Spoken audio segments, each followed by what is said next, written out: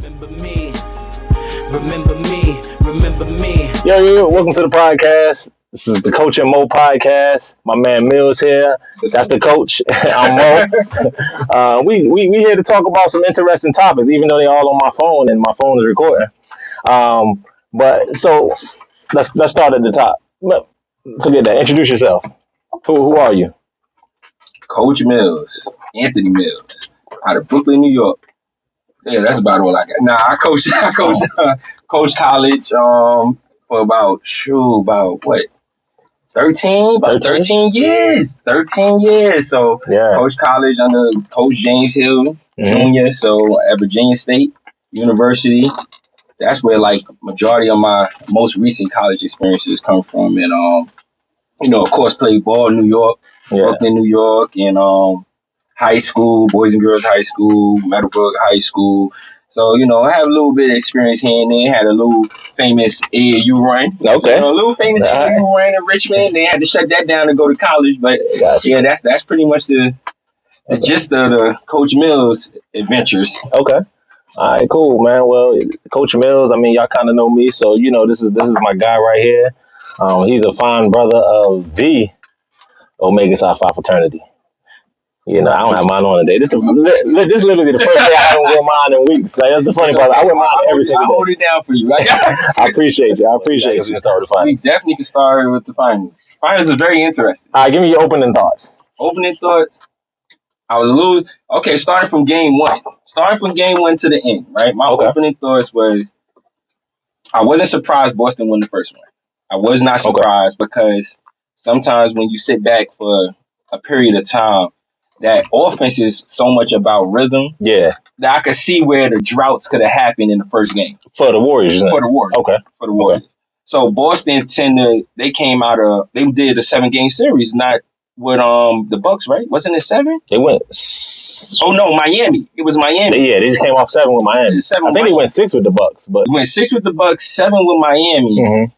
So they still was in rhythm. Yeah. So yeah. Okay. I see what you're saying. You see what I'm saying? They still was in rhythm. I see where you're going. So when they came in, the most I expect for them was probably fatigue, maybe in the fourth, but that didn't even happen because they actually came out. You're talking about Boston, right? Yeah. I thought it was going to be a little fatigue in the fourth, like it was going to catch up to them in the fourth, but they actually came out firing. That's the thing about game ones, though, especially when the team wins early and then they get more time off. Going into the finals, you get more times off. Actually, going to the finals anyway, but they got more time off because they play less games. So them going to the finals, it was both polar opposites. It was somebody that's just coming off a game, so they still lathered, but then there's somebody that's been resting, so they're gonna be out of game shape versus somebody being in game shape but fatigued from the last series. So, they hit both in the middle. Well, go ahead. What you said? Game one. Game one. That was a shocker because actually the crazy part about it, Golden State was winning most of that game and then lost in the fourth. Yeah. Which is where Boston typically struggles in the fourth. Yeah, so that was a shocker. Then game 2 came around. Golden State, I expected Golden State to do what they did. Even it up. It's like you already knew. You knew that was happening. You knew, after game 1, you knew Golden State wasn't going to take no 2 rounds in a row. You knew that was happening. You knew that was going. Come on. Game 3 happened and they played hard. Like both teams played hard. I actually was leaning towards who ended up winning game 3? That was Boston, right? Nah. No, Golden State won. Went 2-1. 2-1. Yeah. So got home court advantage back. Got home court advantage, but actually during that game, no, is that the game they got destroyed? Who? Boston got destroyed that game? I think so. Was that I think that's the worst game they lost. That first game at home. The 20. They lost by 20 that game, right? Yeah, it was. It was bad. Yeah, that was ugly. That was ugly. And then it kind of led into game 4. Boston and Golden State. What ended up happening in game 4? It seemed like it went by. Boston won game 4 at home. Boston won game 4 at home. Yeah, they won game 4 at home. Strong defense. Yeah. Strong defense. They ended up pulling away at home. Ended up winning by maybe 15, I want to say. Yeah. Hey, and listen, these are off the top of the dome facts, so just... Yeah, this is off of the top. You understand. This ain't even looking back at stats. Yeah. This is all photographic. This is all photographic. It almost seemed like the the whole series was like a blur, and then it was just like Game 6. Yeah. The series did go by fast, man. I was really looking forward to the games in the series more than I've been in a while, honestly. More than probably since the Cleveland series, the Cleveland Golden State series. This was a series that I honestly was sitting there from tip off to the end of the game. Yeah, it was because it was such a seesaw for the most part, except for that one blowout game. It was really like a seesaw. Yeah. 1 minute, both of them had great defenses, so you knew the defense was going to even out. Yeah. The thing is, who was going to bring the offense that day? Exactly. And who was going to be consistent throughout the whole game? Yeah. And so Golden State always been, one thing I could give them, they have a system, and they got shooters and players that fit their system. Man, listen, man, you use the word system. I prefer to use the word culture because that's what that is. That's culture. I feel like culture is more. I get that their system is part of their culture. I do agree with that. Their system is their identity, which kind of goes into their culture. So Yeah, I do agree with that. I agree. I just think, I believe the culture encompasses system. It encompasses players who know their role. It encompasses, you don't never hear about no Golden State players getting no DUI, getting in trouble. That's all culture. That's all things that keep your in line. So by the time you get on the court, you just think about basketball. But when you got a player that's on trial and, he got a DUI Saturday, y'all got to play Sunday, and those are distracting things. They tried to bring up the podcast for Draymond as the distraction, and I know we talked about this briefly, but let's talk about that. Let's talk about it. We'll get way off subject, so just bear with us. I have mixed emotions about it because I understand this is the era in which it is. Like, the era is social media era. Like, because you called me on this the other day and was like, you had a strong opinion until you heard my opinion. Yeah, until I heard it, and then I thought about it because my opinion was it is a distraction. But then when I think about the era in which we're playing in, this is normal now. Yeah. So what was a distraction might have been in the past is not a distraction now because they living in this. I agree, but I don't care whatever it was, and that was what I told you over the phone. It's not a distraction. Like, if I go home, no matter what I do with my 15 minutes, 15, 30, 40, 45 minutes, an hour, that's what I choose to do with my hour. So whether that's play with my kids, whether that's play PlayStation online, whether that's play spades, it's an hour out of my day that I'm not thinking about basketball. What's the difference between that and me talking in front of a mic? And that's where I agree. Am I being distracted from recruiting right now because I'm talking on the mic? But that's what made me agree. Because when I think about, like, if he's spent an hour, that hour could have been playing NBA 2K. That hour could have been anything. I guess it's just because of it's abnormal still to see that. Yeah, no, it's in a gray area right now. It's still like that. But it doesn't mean, like you said, for him, obviously it worked because he came out with a ring. Yeah. So obviously we can't talk about it being a distraction anymore when the man, he's showing proof. And so let me say this. Let me play devil's advocate in a way. The reason why it kind of can be a distraction in a way is because of the content that you're saying. Yes, the content makes a difference. Now, if you're saying things that's going to distract your teammates, if you're saying something that's going to shake up the locker room, you're saying something that your coach got to address, your teammates gonna have to address, your ownership, GM has to address because you said something in that podcast that now affects the chemistry, that affects the conversations. That's a distraction. But you just doing the podcast is an hour out of your day to do whatever you want to do. You could be wherever. James Harden is in certain clubs. Yeah. Where clothes are not a requirement. Listen, everything we say about NBA players, we're only rating them based on NBA players, not a regular person. No. We only basing them based on who they competing against. Yeah. And it can add unnecessary pressure because of what you might say. What you might say can add unnecessary pressure to the next game. For sure. To trying to end it. So, yes, of course, as athletes and competitors, I live with pressure. Yeah. But you don't want unnecessary pressure. Like, why? Don't give me unnecessary pressure. For sure. Agreed. and when you get to saying certain things and you're on a podcast and you're just talking and but even back to the point whereas his personal podcast is a distraction. Meanwhile, he got to be available 4 hours for the media before and after the game. That 4 hours. So how is that not a distraction? But him doing it by himself is a distraction. I don't. And that's why I say I had to agree. Yeah. I had to like look at it from that angle and say, you're right. You're right. Yeah. I can't call it 100% a distraction when, and then everything is different for other people. Like me, I have to study. If I'm studying for class, I got to be in a quiet place going. Yeah. My cousin study, he bouncing the ball off the wall. And Some people listen to music. So to some parents, that might be a distraction. Like you playing basketball in the house, you bouncing in, you shooting in, walking in the. At the end of the day, he's a professional. Nobody asked Steve Van Gundy. Was that Jeff Van Gundy before while he's commentating the game? What is he doing when he goes home? Is he focused on the game and commentating? And you're like, that's true. Nobody asked that. Sometimes you just gotta respect people's space. And a doctor is playing with your life. And nobody asked him what he does in this hour that he's gone. Listen, I've seen a lot of doctors outside smoking cigarettes. I don't know what that's about. That's not a distraction. I feel like a lot of doctors drink, but nobody's saying that's a distraction to his brain when he goes into surgery 2 days from now. That's true. But that's part of being in the limelight, in the eye of the world. That's part of what comes with it. So just not to stay on this too long. What's your overall final thought on the finals?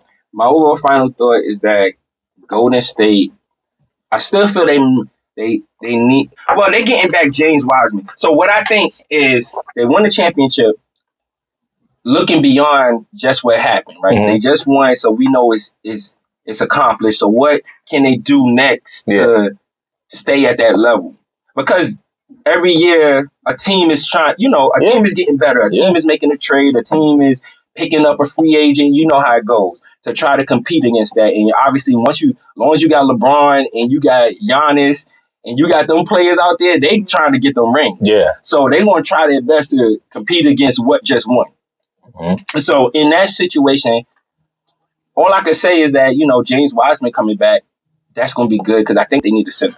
I really do think they need a center. But when you have James Wiseman, you got to see how that works out with him getting back in the lineup. I think they need to use Jonathan. I can't say what's his name. Kuminga. I think they need to use him more. Yeah. I really do. I think they used him during the season and then they went away from him during the playoffs. But I feel like he still could have benefited them a lot.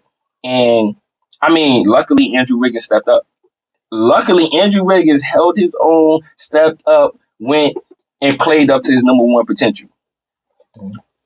But that was just Andrew Wiggins. You probably need another wing that could do that too. And it would have relieved some pressure off of Andrew to have to, for Wiggins to have to be that all the time. Even though he lived up to it and he's young enough to live up to it, but it would have relieved that pressure having another young athletic wing defender who's a fast twitch athlete. Agreed.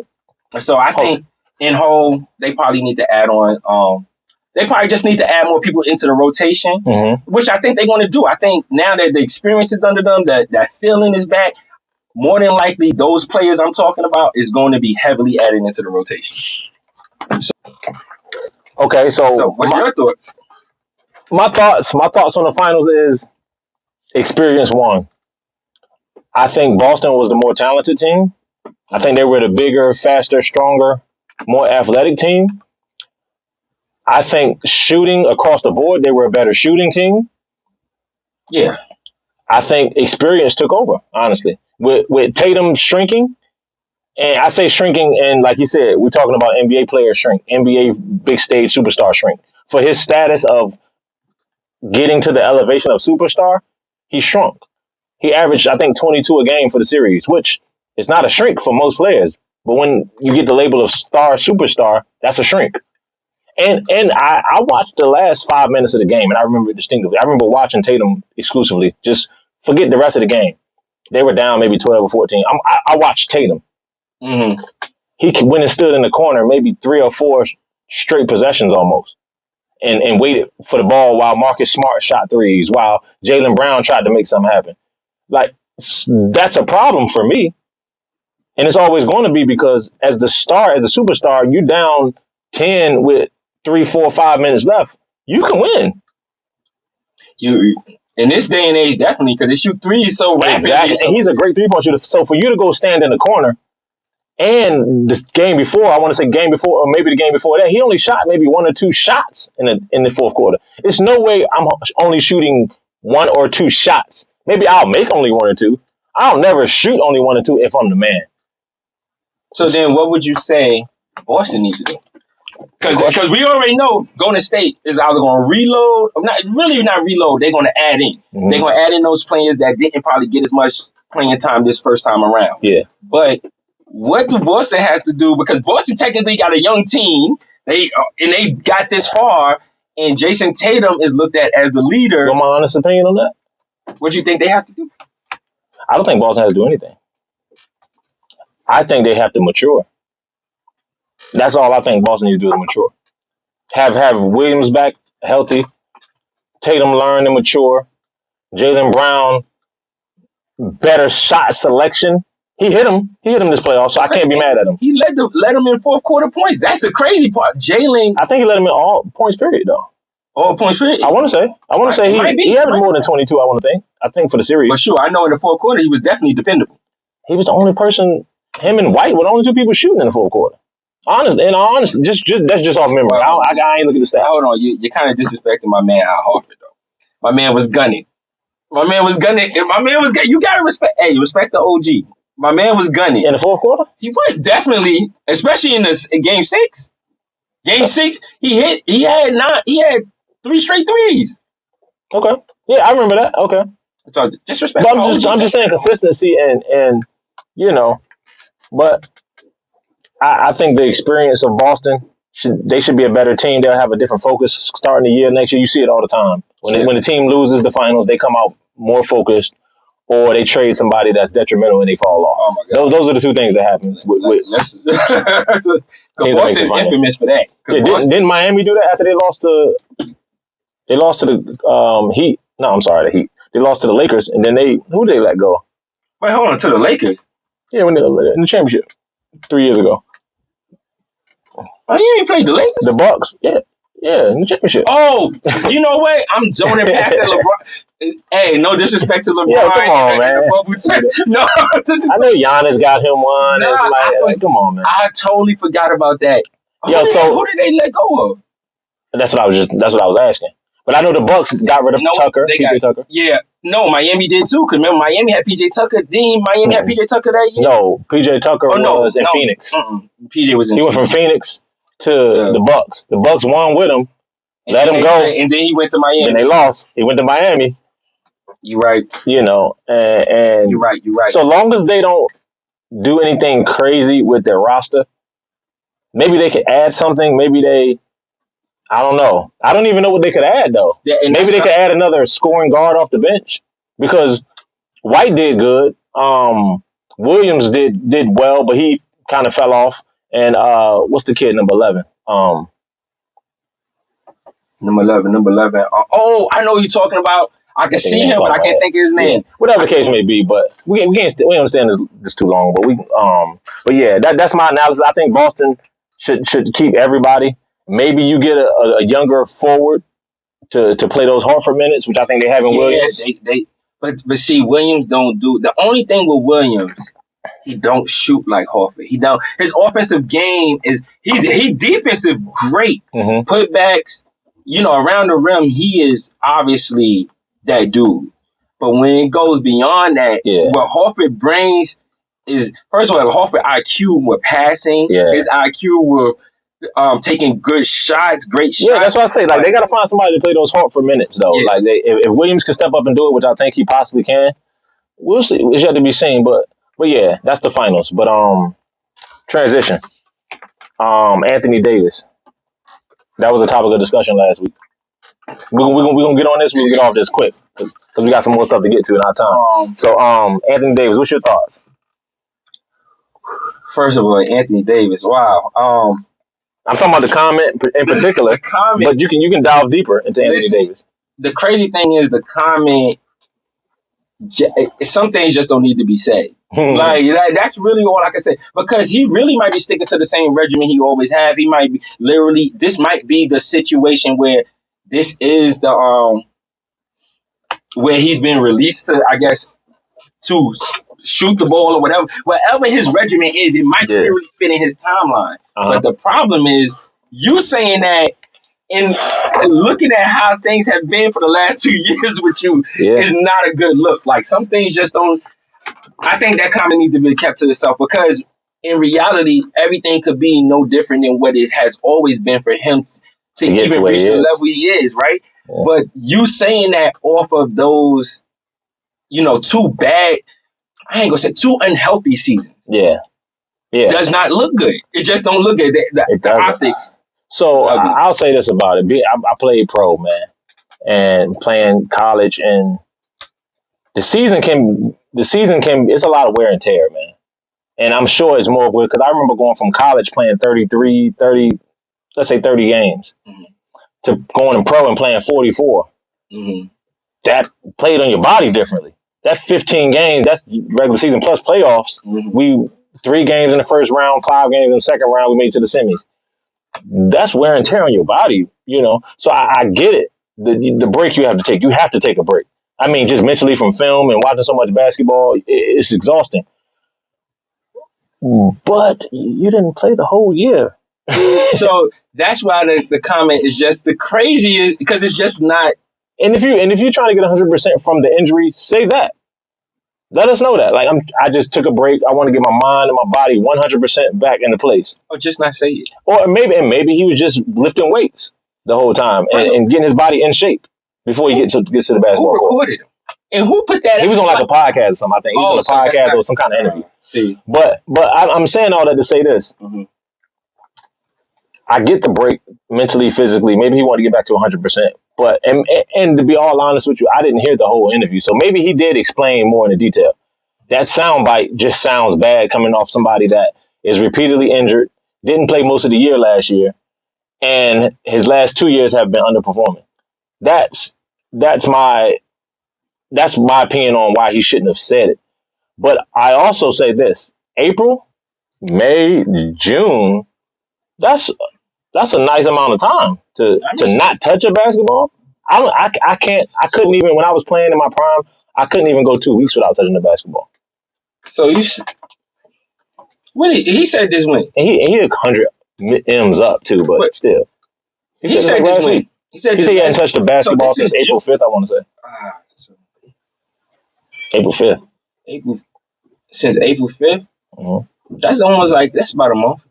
So it's about a month and some change, right? Yeah.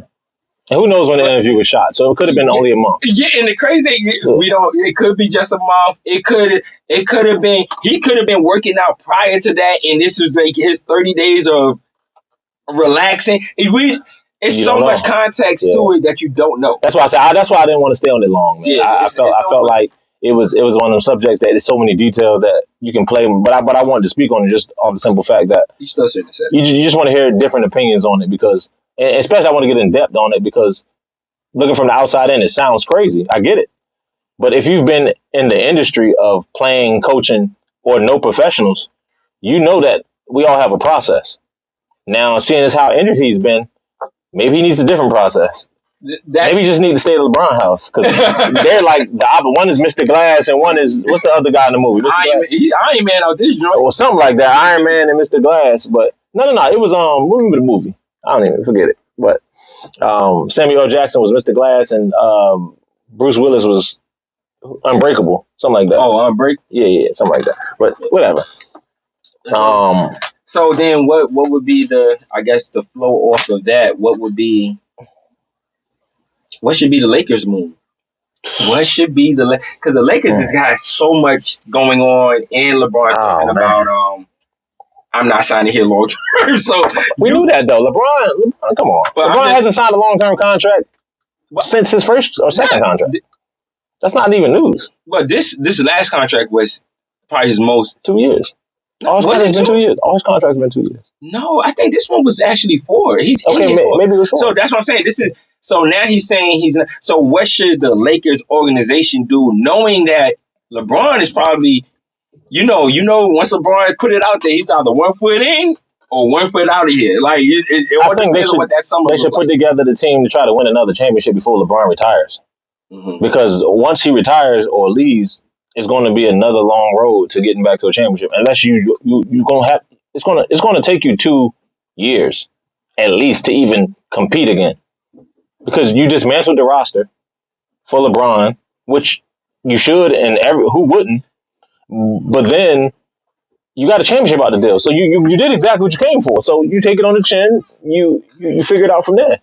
You know, this is crazy thinking about LeBron. It's like everywhere LeBron goes, he wins. He's successful. Mm-hmm.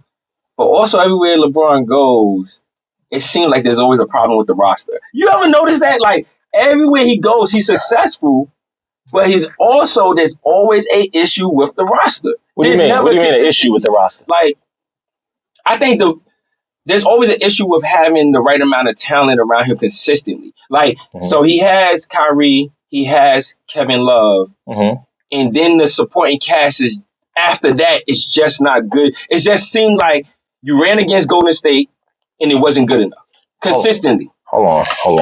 Are we gonna have that conversation right now? I mean, I know Golden State I know they had a super team, but I'm just saying it always is an issue. Like you go to Miami, right? Yeah.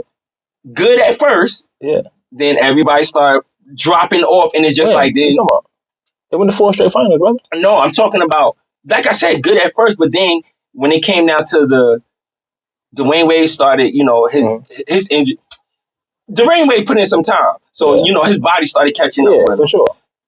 Then Chris Bosh, unfortunately, has settled more into a role player role, and of course because something had to compromise there when they was playing together. Yeah. So he settled to a more role playing role, and then it was like LeBron just left, right, and went back home, which is understandable. I respect him going back home to win that chip, for his hometown. But then he goes there, and then he runs into Golden State, and then it's like it's not good enough, and then they couldn't make the right moves.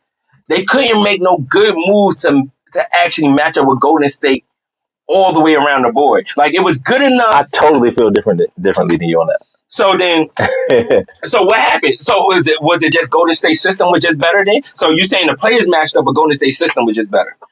That could be it too. No. Do you remember the sequence of events that happened with that series? That battle? Year one. No, Kyrie, Kevin Love were injured. Kyrie, Kevin Love was injured. Both. No. Yeah, no, I remember that. I'm talking about year 2. Year 2, they won. Who won? Cleveland won. Exactly. Year 3, what happened? 3, Golden State wins. How?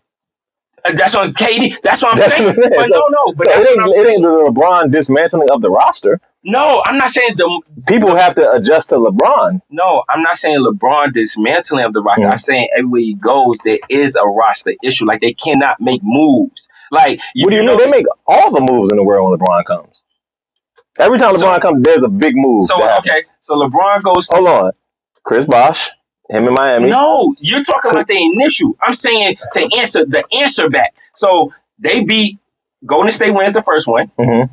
Cleveland wins the next one. Mm-hmm. Golden State gets KD. Mm-hmm. So you expect who else are you gonna go get? Hold on. But this is what I'm saying. Golden State Golden State gets KD. They win. Yeah. Right? Okay, I'm not surprised at that. Yeah. I'm not surprised. To answer back the following year, they couldn't make enough roster moves. So it was like, because they was just so caught. But where could you go, though? Where could you go? Who would you get? Paul George? Like, that would have been great. That's what I'm saying. You didn't even have enough money to do. The only reason why Golden State could do it, they took a luxury tax hit. And I don't think they were paying one of the stars yet.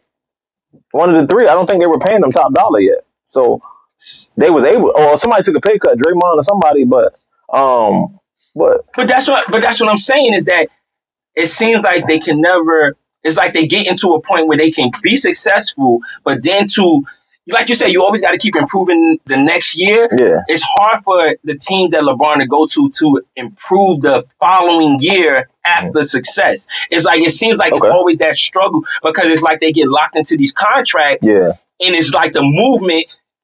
But you get what I'm saying? Yeah, I get what you're saying, but it gets so tight. At the same time, what else do you do? Do you not make those moves and not win the championship? Like, those are your 2 options. You don't make the move, don't win the championship, and what's the point of not making the move? To preserve the years after LeBron leaves? Like, what? No, but I think what happens is LeBron what happens, what I noticed is that LeBron, with the teams LeBron is on, the youth is never really, and I understand because he likes to play, and I get it. You want high IQ, I get all of that. That makes total sense. Yeah. But then you run against, unfortunately, he ran against a powerhouse in Golden State, and they have the youth, and you need that. You need that youth off the bench, and it's never really there for him. Yeah, like, you see what I'm saying? Like, even now, it's really never there for him. And even when it is there, what they end up doing? Alex Caruso going. Like, you know what I'm saying? Like, Caruso, I thought was a key piece, and look how fast they just. No, he was, but they had to go get another key piece. Who was that? Westbrook. Okay. So next topic. What do you mean? Westbrook just coming off a triple-double season, man. We can't speak in retro. We can't be Monday morning quarterbacks, as they say. Listen, Westbrook averaged triple-double for 3 straight years, man. How you gonna not pick up that piece over Caruso? So you taking Caruso over Westbrook? Is what you're telling me? Sometimes the fit is no. That's not you. Sometimes the fit is. That's one of them yes or no questions, man. You giving me a Jeopardy. Because I don't want the crazy thing is I'm not trying to downplay the accomplishments of Russell Westbrook, but Russell Westbrook don't fit with LeBron. Like, it's. But how do we know that though? D Wade fit with LeBron. They got a very similar game. D Wade fit with LeBron more like a Pippen Jordan situation. For sure. So it's different. Westbrook is more ball dominant than D Wade, obviously. Exactly. So it was more of a. But who's to say that Westbrook wouldn't fit with LeBron until we saw it for ourselves? A lot of people thought it was going to work. A lot of people thought it was going to work. You thought it was going to work? I thought it was going to work. Why wouldn't it? Why did you think it was going to work? Why did you think it was going to work? Because you're putting 3 superstars together, and one that averages a triple-double with explosion. Now, I get what everyone is going to say about LeBron needs to be surrounded by shooters. Cool. But that's like saying Iverson and Gilbert Arenas would have worked. No, because neither one of them passed the ball. And both LeBron and Westbrook passed the ball. Like, certain things don't match up. Like, it just don't fit right. No, those two don't pass the ball at all, ever. Gilbert Arenas and Iverson. So LeBron and Westbrook passed the ball willingly and have been 2 of the top assist leaders in the league for the past probably 5 years. But you also talking about 2 heavily ball dominant players playing together. Dwayne Wade was too before LeBron got there. Listen, the adjustment by Wade. Agreed. Westbrook just didn't adjust. But if he adjusts, then it's magic, right? I can't argue with that. That's all I'm saying. We're speaking in retrospect now. If he adjusts, I guess this is his opportunity to adjust, right? Yeah, because they say they keep him. So if he don't adjust this I think they need to go get Dame Lillard or Brad Beal, but I don't. No. We're gonna still go run. If he adjusts this, if he adjusts this, if you get rid of them for 2 guys that can shoot the ball, that automatically takes that team up 10 notches. Exactly, but that's what I'm saying. Some things are better. You could have superstars, and superstars are great, but some superstars are better with. You can't have to me, it's 2 superstars that do the same thing, conflict with each other. For sure. So just like Amari and Carmelo, it wasn't that they wasn't great. They just conflicted with each other because they both take up the same space. Okay, so let's look at it. Brad Beal and Dame Lillard, we think would be a good fit for LeBron, right? Yeah, they both are ball dominant guards, though. But they are ball dominant guards, but they play. But I guess they can play off the ball better than Russ do. Okay, and that's where the key part is that because LeBron is the way he is and he's so versatile, but he is such a would you say a floor general as well, that having a player that is what am I trying to say? That is versatile, that can play off the ball, makes a better team for him. But if you but if you remember though, let's think back. If you remember, they talked about all through the media about LeBron getting off the ball because he was getting older. That was one of the main topics. Is LeBron is now getting older. They need to find a way to get him off the ball. Westbrook, a ball dominant guard, makes sense. That's what the narrative was. I watched it. I listened to it. No. The NBA season is over. So it's summertime. It's time for workouts. It's time for open gym. It's time for, sharpen your sword. So I was in the gym the other day, right? playing ball. I was about to play ball. Which is difficult to find good basketball once you get to a certain level. Would I be wrong if I said I haven't picked up a basketball? If I put my Anthony Davis right now, you would definitely be wrong. You would definitely be wrong. You call you Anthony Davis, you're Anthony Millz, so Anthony Davis, y'all the same. But I'm playing, right? So it was a team on the court. I don't like to play the first game. It's for some odd reason. I guess in my mind I'm doing a scouting report on the best people in the gym. Usually are the people that play the first game. Oh yeah. So I usually play the second game. So I call next. Young dude, probably high school kid. So I call next, right? So, the game is over. So I go get some water. Come back on the court and get on the court. They like, who your five? Young dude. So they kind of like, yeah, I got five. I got 1, 2, 3, whatever. And so I'm like, okay, cool. So then they were like, so you don't have five? Nah. All right, yo. The next people going to take your next. Me, I could have stepped in like, yo, no, what are you talking about? Like, we got 5 years. You want to play, come on. But I wanted the young guys to learn the process of how it originated playing open gym. You get what I'm saying? No, I agree. Because the process for us growing up, and you can tell me yours afterwards, the process for us was you go to the court when you're about 12, 13-ish. Yeah, you're right. Trying to play with the big guys. You may get picked up when we don't have enough. Yeah. Or you got a cousin that'll pick you up to play, or somebody older. That's how you get on the court for the first time with the bigger kids. Yeah. Oh yeah. So you get a little bit older. If you play good, they'll pick you next. They'll pick you the next game. You'll have another opportunity. If you play bad, you might not see it for another summer or two. Oh yeah. So boom. At a point, it comes where you get there. You're starting to get there early, so you can get next. You can call your next, right? So you call your next, and what happens when you call your first couple nexts? They can be like, "Oh no, I've been called next. You got to sit down." And what can you do? Or somebody called next, you got 5. Yeah, I got 5. Then they pick up somebody from the game before. So how you have? You have to work your way in. So basically, that's what I'm saying. Earn your stripes. You have to earn your way in. So what happened was the young boy didn't have his stripes, and I just watched it unfold. I could have got my 5, and we would have won 5 straight games. But the kid, he chucked it up and went to the sideline and said, y'all can have the next, man. We don't have our 5. And so we didn't get to play. But the next team picked me up because they saw me play before. So, but it was interesting to see that dynamic, because I think that dynamic is lost in basketball now. You don't have to call next, because when you go to the gym, you only go with all your friends. Only people you know. Yeah. Like, so y'all already got it set up, and he going to have his 5, he going to pick his cousin, that kind of thing. And we had our 5 and we brought our own crew. But if you go to a random court, you got to call next, and they got to respect your next. Yeah. Or you don't get on the court until you get old enough till you prove yourself. Now you the one they picking you first. I agree. Now, or you doing the picking. But that happens around 15, 14, around that time when you kind of getting your lather, you proving yourself. Now you get to play. I don't know how did it go down in New York? That's how it was in Virginia. But and why? It's similar. It ain't too much different. It ain't too much different.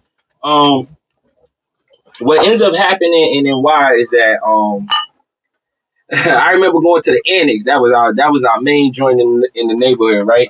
So you go to the annex, you had the OGs that's playing. So really the OGs was really like college players or like seniors in high school, junior seniors in high school. So you knew those are like your main OGs, and then you had your legends, which would pop up here and there, like your neighborhood legend, your neighborhood street ball legend. They'll pop up here and there, come play or whatever.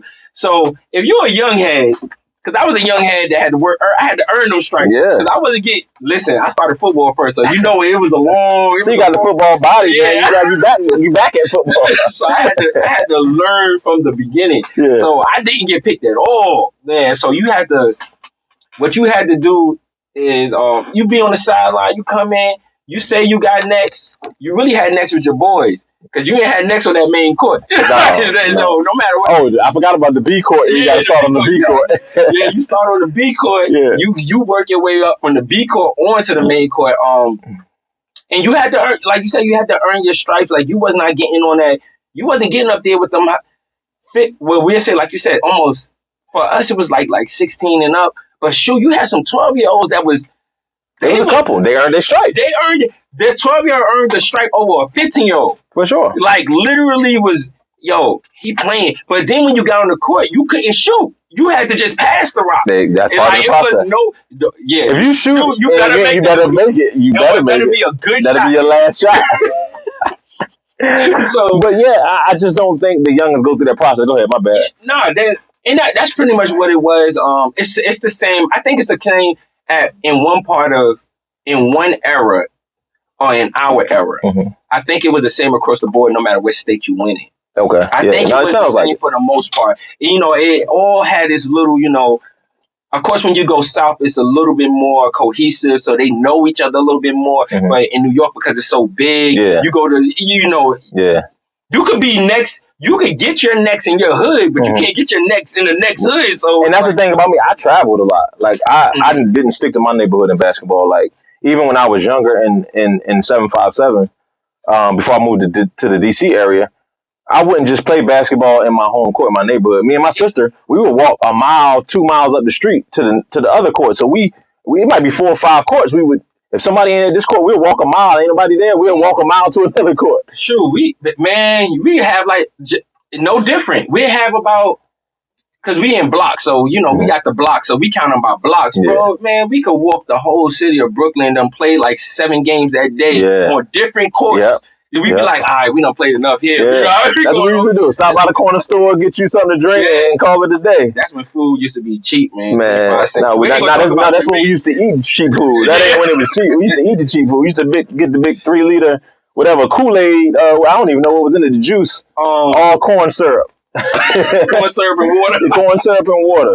It was the same, though. Yeah. It was the same. I think they need to earn their stripes. Because it makes you work harder. I remember, one year I couldn't even make a layup, bro. I couldn't even make a layup. And I went that summer, and I was like, man, I'm not going to be garbage again. That's exactly what I said to myself. Yeah. And I worked my behind off. Mm-hmm. So that's why I say anybody can change their game if they put their work to it. Oh, yeah. But some of these, when you get it handed to you and everybody telling you great, you this, that, and the third, you don't have the same work ethic as a person who had to actually fight from the bottom to be. You want to know my theory on that? Go ahead. So I have a deep dive theory on why a certain part of the game, the entitlement part of the game, is in place. Think about the 2 main players in our era. Who was the main player in our era? Well, I would say see, you're doing too much. Who was the main player in our era? It was MJ. Okay, because you about to go down a different path. I was gonna say MJ, AI, and LeBron. No, I'm talking about the main player in our era. Oh, it was definitely MJ. Okay, who's the main player right now? LeBron. Okay, boom. Think about their 2 paths to the NBA. Totally different. What was the path that we were taught about Jordan? We had to work. He got cut in middle school. Yeah. So he had to make cut in 9th grade. Cut in 9th grade. He got cut in 9th grade. He had to work his way to make the squad. Once he made the squad, then he kept working and working and working. Then he went to Carolina. He wasn't the man there. I think James Worthy was the man when he got to Carolina. Yeah, it was. So he had to work his way, Yeah, he had to work. That's Jordan's story. That's our generation. That's when we were coming up and learning how to be the best basketball player we could be, was the Jordan story. Mm-hmm. Then there's the LeBron era. What's his story? He's been great since he came out the womb, according to, at 11. Remember the documentary? At 11, they won a national championship, which I got questions about because we won a national championship at 11. But I don't know. He's a little bit older than me. But you know how, what is it? High school or AAU? No, this was AAU, 11 years old. So you know the divisions. So we were the top division in the country. We won the national championship. I got the gold AAU medal at the crib. It ain't it wasn't divisions back then. It wasn't divisions. Oh, see. It was age groups. It was 11. It was 11U, 12U. 13U, and the 11U champions. And y'all won. We are the Norfolk Sharks were the national champions when I was 11. I got the medal at the house to prove it. So I don't like I said, maybe he was up one. Maybe he was a grade higher because when his birthday was. So maybe he won the 12 and under. That's just so. I don't want to dispel LeBron's story, but we graduated from high school the same year, so we're essentially the same age. Played the year up. That's what I say. Maybe he was a year up because his birthday. Okay. He is maybe 6 months or something or so older. Okay. But whatever the case may be. Mm-hmm. So his path, if you look at the what's the joint with Drake in it or whatever with the not Drake in it, but that's remember the soundtrack with Kanye, Drake, Wayne on the what's the name of that movie? The Game, or This game, when is the game? Is the game? Something like that. Sure, I don't know that movie. With Drake in them? So With Drake in them? I don't. Drake's on the soundtrack. It's a movie? Yeah. Hey. Our constituent is looking up the name of the movie. We really about to get this movie. Yeah, I didn't even like Draymond said, we about to get this. More than the game. There you go. More than the game. That's what it is. More than the game. Okay, sorry about that. More than the game. So if you look at the More Than the Game movie, he was a star at 11. About his little documentary. Yeah, the very early on. Like early on. His first documentary. Probably. I know what you're talking about. So More Than the Game, he was a star from 11 years old. He was the best player on the court at 11 and 12 and 13. He kept getting better and better and better and better and better. And he always was the man. So now kids, think about that. The path that we thought we get cut, we back at it. If we get cut, we're in the gym. We get cut, we're working harder because that's the story of basketball that we were taught via Jordan. So now via LeBron, these kids think they're supposed to be the star from day one. And if they get cut, that's an issue. They quit. Or the coach ain't playing them how they want to be played. It's transfer time. It's yeah, I see what you're saying. That's entitlement. I think that's where the entitlement part of basketball came from. Not saying it's directly attributed to LeBron. I'm not saying that. Please, because you already know everything I'm negative not saying that. LeBron. All I'm saying is that when you learning how to do something and you want to be good at it, you look at the people that have done it and how did they get there. Correct? That's true. So when you look at the most important person to our era of basketball, probably any era of basketball, is Jordan. That's how we were taught to come up in basketball. The most important, popular Slam magazine, big shoe contract, that's LeBron. So when you look at how to get to where LeBron is, you think this is how it's supposed to go. That's true. That's just my theory, though. No, but that's true. I mean, I can't argue with it because, like I said, that's even going back to the podcast conversation. It's like the same thing. It's like this era has different. Their avenues are just different, and their resources are different. Yeah. So, like you said, we had to grow up. We grew up with the Jordan, the work hard, get there, do it this way, get cut, fight back. You know what I'm saying? That, exactly. So, and I guess that's why you tend to see players from our era as an NBA players, as an actual NBA players, not just the general population, but they look at this generation and be like, y'all just get stuff handed to y'all. Yeah. Like, but the generation before that thought bad about us, and the generation before that thought that about them. So, but yeah, I think that part of the source of that was the outside court and the way we saw the path of getting to the stardom was different. That's true. And that's what leads into crazy how street ball was so important back then. Oh, we never knew how important it was. That's crazy how, like, it was... Man, in New York, Jesus Christ! Listen. I can't say nothing about every other state. I could talk a little bit about Jersey. I could talk a little bit about Philly. I learned about Maryland. I didn't know about Maryland and DC with Berry Farms. Like I learned about a lot, and then hearing about Drew League, even though Drew League is inside, but just knowing about that league and how it's still street ball, even though it's inside, it's still street ball. But I tell you this, that was huge for us. Street ball was huge. And I ever, like, street ball was just a huge, man, you gained your reputation right there. Yeah. And that reputation led to your professional side or your college side or your high school side or your amateur. I guess you would say start hitting your amateur level. It leaned right over to it. And now that's all taken away. It's just different, man. But like I said, it's a different area. That's what it is. That's a street ball. That's a street ball. Yeah. But yeah, man, it's been a good episode, man. I just wanted to touch on some things. We touched on some great things.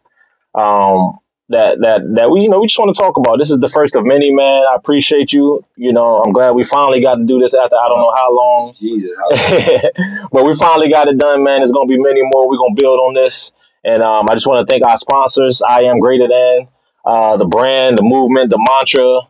IamGreaterThan.com. That's I am greater, GR, the number 8, TER, than.com. Go to the website, get your merch, get your inspiration, get your love. And this is not the last episode. This is not our last time connecting, but you're gonna see me with some different faces. But this is my main guy right here. You're gonna see a lot more of him than anybody else. So, like I say, like, subscribe. Go to the YouTube page. Go to the Instagram. I Am Greater Than, spelled the same way. I am GR8, the number 8 TER. Go to the main page, M45 Coach, Instagram, anywhere they can find you. Oh man, I don't even know my Instagrams. I can't see any of them. You too cool, man. Hey, listen, I definitely have it for y'all next time. Well, if you have questions, like I said, questions, comments, anything like that, go to the Coach and Mo podcast 45, the Coach and Mo 45 podcast. All right, so go to Instagram, check us out. Questions, thoughts, concerns. If you want to get some merch, you can also hit those websites as well. Peace. Remember me. I did everything the beach way. Hear the ocean call my name when you listen to the